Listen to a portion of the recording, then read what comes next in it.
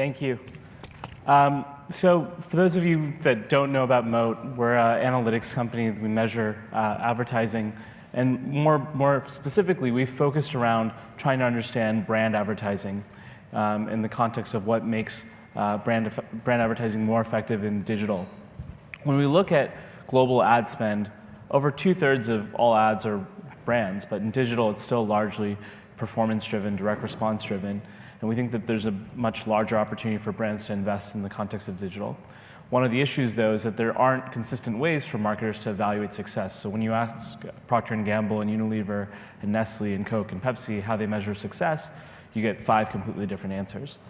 And when you talk to Facebook even, they'll say that 99% of sales come from marketing campaigns where people don't interact directly with the advertising.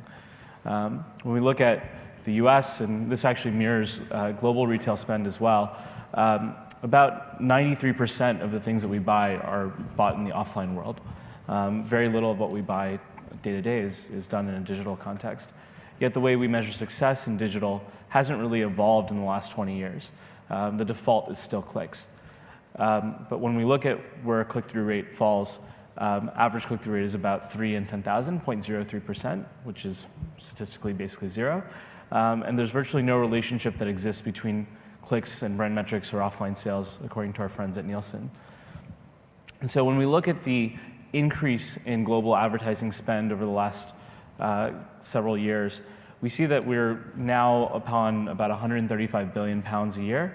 And when we look at this in conjunction with television, for example, TV is pretty good. It tells you a full stop, sight, sound, and motion story. For example, if I were to show you this advertisement, I'm sure that even if I took a logo off, many of you would probably know what marketer was behind it.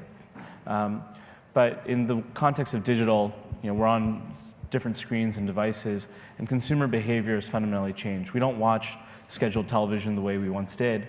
And when we look at television by age group, we see that the 12 to 17 age group is one of the fastest in decline, and basically all of the age groups here are declining except for people over the age of 65. But when we look at millennials, especially the early millennial bracket, 18 to 24, we see that they're spending a lot more time in digital, and that's really where they're spending most of their time. When we look at digital consumption or media consumption over the last 15 years, we're seeing that virtually every category of media consumption has declined except for digital.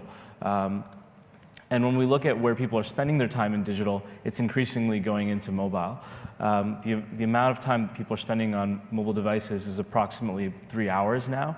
And when we look at what people are doing on their mobile devices, it's texting, voice, email, things that have little or nothing to do with advertising. And so we think that the right denominator for a marketer is understanding time and attention. And consumer behavior has fundamentally changed in the sense that storytelling remains the core of our society. Advertising is storytelling, but digital has some foundational challenges. So for example, this concept of viewability, as many of you have been hearing for years now, when you're driving down the road and you see an advert and it's flipped the other way, you would probably ascribe 0 value to that. In the context of digital, this is the way that a lot of marketers feel when they're buying in digital. So what we've tried to do is actually shift this conversation away from viewability, which we think of more of as a hygiene factor, and try to think more about the broader conversation and expanding it towards attention. So what is attention? Attention is really understanding, did the consumer notice the ad? And if they did they take any sort of action? When we look at where human attention spans are today, there's a study that Microsoft did over the course of the last 15 years where they showed that in the year 2000, when people were mostly in front of their desktops, the average person was spending about 12 seconds on something.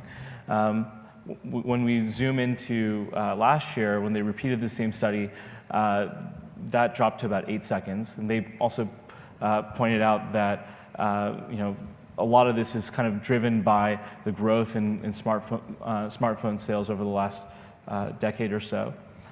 They also said that the attention span of a goldfish is about 9 seconds. So the 8 seconds that we're at right now is maybe indicative of not much further to go. So we begin by looking at metrics like viewability when we stop and understand attention. Viewability answers, was the ad there? So when you're buying an ad in Times Square, you might be able to ask like how many people walk through Times Square on a daily basis, but you can't really, in an accurate way, measure how many people looked up and saw those ads. And so the IAB and a few other groups got together in the US to create a standard called Making Measurement Make Sense, 3MS. And what they came up with is, let's come up with a standard that at least helps us define, was the ad actually there? And what the numbers netted out to were, in display, if half or more of the ad was there for a second; video, if half or more of the ad was there for 2 seconds; and mobile, if half or more of the ad was there for a second. They claim that these are all viewable. When we look at where those numbers are today, we're seeing that about half of all ads are viewable in the desktop context, about 40% in display. When we look in the context of video, it's roughly 60% for desktop and about half of all ads for mobile video. And when we look at other factors like whether sound is on and things like that, these numbers also drop pretty significantly. It's about 24% for desktop video when the sound is on, and in mobile video it's about 13%. And so we think that precision, accuracy, and trust really matter. We don't buy, sell, or serve media. And I think most marketers want third-party measurement when they're evaluating success of a campaign. We're also working with third parties that have now started opening up to third-party measurement, such as Twitter, Facebook, YouTube, Instagram, and Snapchat. But the elephant in the room is that half the ads on the internet are not viewable, and humanity really matters. There's a bit of a bot problem on the internet. And so a lot of marketers now are also wondering, am I getting actual human traffic, and making sure that's not served to bots and data centers and things like that. What we've seen also is that ad fraud accounts for about $7 billion a year in losses. To put that into some context, that's about 4% of all digital spend.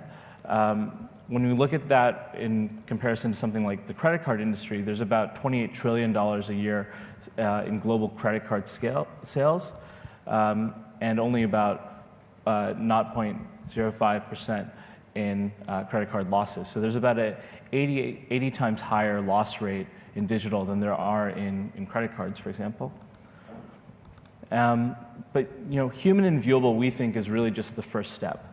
There's an opportunity to go beyond that. And as I said before, I think attention really is the key to branding.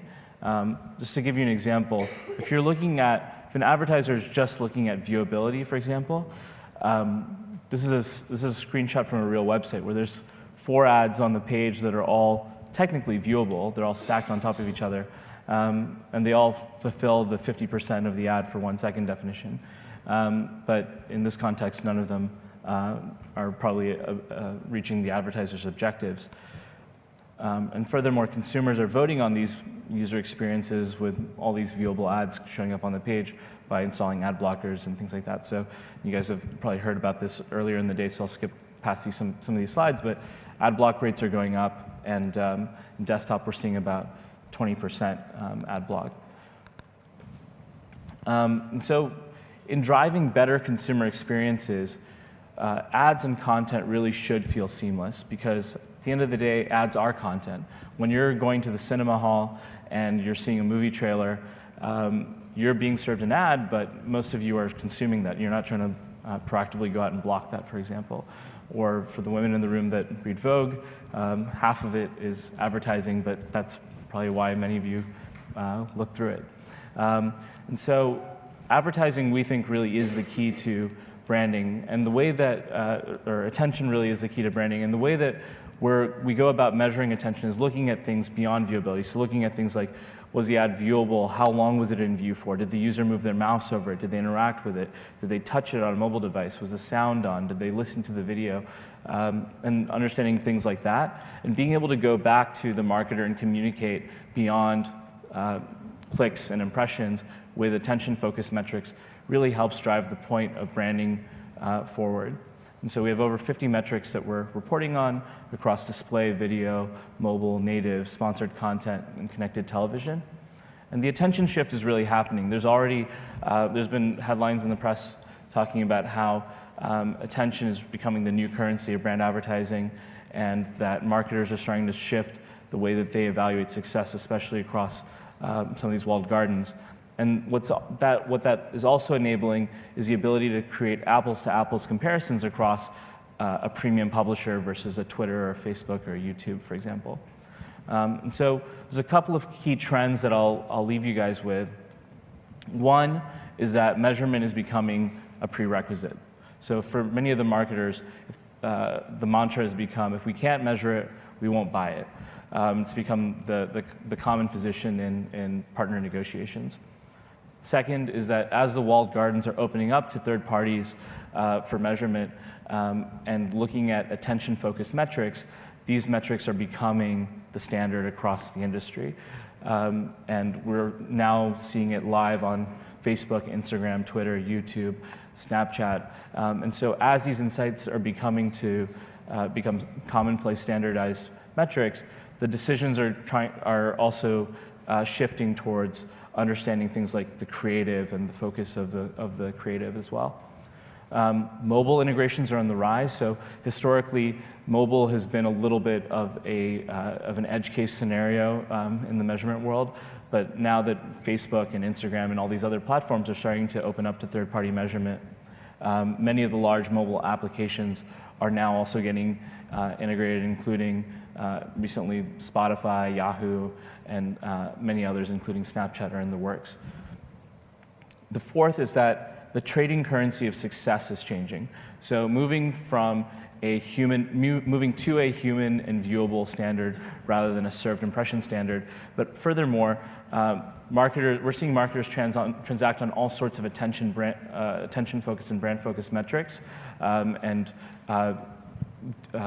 we're also working very closely with products like MediaOcean's Prisma platform, for example, to help enable some of those transactions.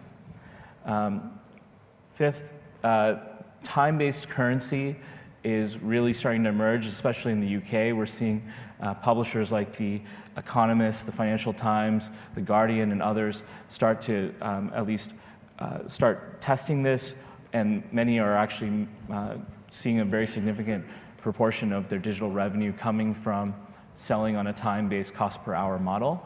And we think that that is something that really aligns well to brand marketers. And we're seeing that the marketers that have really resonated, especially in my conversations with the FT and The Economist, tend to be luxury, B2B, finance, technology, enterprise software companies are really investing a lot using these models and experimenting with it. And then finally, a focus beyond viewability. Viewability was really introduced in 2011, 2012. I think that many of these brand marketers are saying, okay, fine, it's viewable, that's great, but looking at how does this relate to someone coming to our website? How does this relate to someone going and actually purchasing the product and tying it back to offline sales, tying it back to other KPIs that are actually part of the transactional success of the business? And so we think that these questions are helping move the industry away from viewability, or move it at least beyond viewability.